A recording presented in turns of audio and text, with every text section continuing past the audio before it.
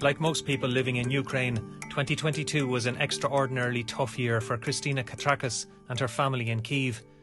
And then, on the last day of the year, Russian missiles struck near her home. My child went to the shop to buy bread with his grandpa.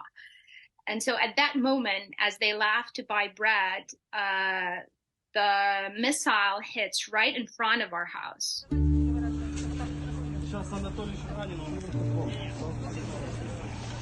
CCTV captured images as a second missile hit, damaging nearby buildings, including the school where her 7-year-old son attends. The other missile just lands on the other side of our house where Mark's school is, a small civilian hotel right across from Mark's school, and blows basically the glass of bomb shelter and everything else. So the afterwave just destroys the whole district.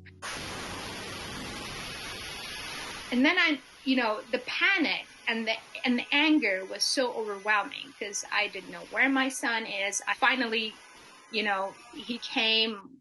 We put him in our own bomb shelter we have in the house. And the anger was overwhelming.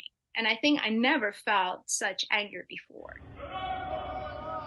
Hours later, as Ukraine entered 2023, her neighbourhood came under assault again, this time from so-called kamikaze drones.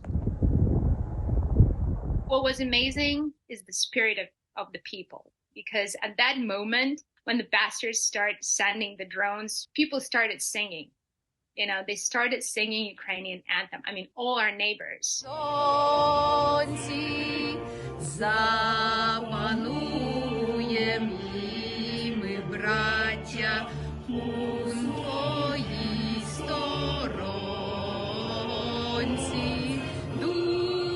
Singing is a form of defiance, but there is defiance too in simply continuing to live life in Kyiv, despite the enormous challenges. The resilience of Ukrainian people is incredible. So they keep on working, they keep on, living, they keep on functioning as much as possible. Some restaurants closed, but, most of the places, hospitals, supermarkets, barber shops, coffee shops, everything is functioning. And we go from day to day, so if we have a power down, then we kind of schedule when we can, cook or clean. Or right now we started a project to bring power to Ukraine. So we're trying to bring generators, bring power stations to the people here so they could survive through this horrible winter. But living under the constant threat of attack takes a toll on Ukraine's children as well as adults.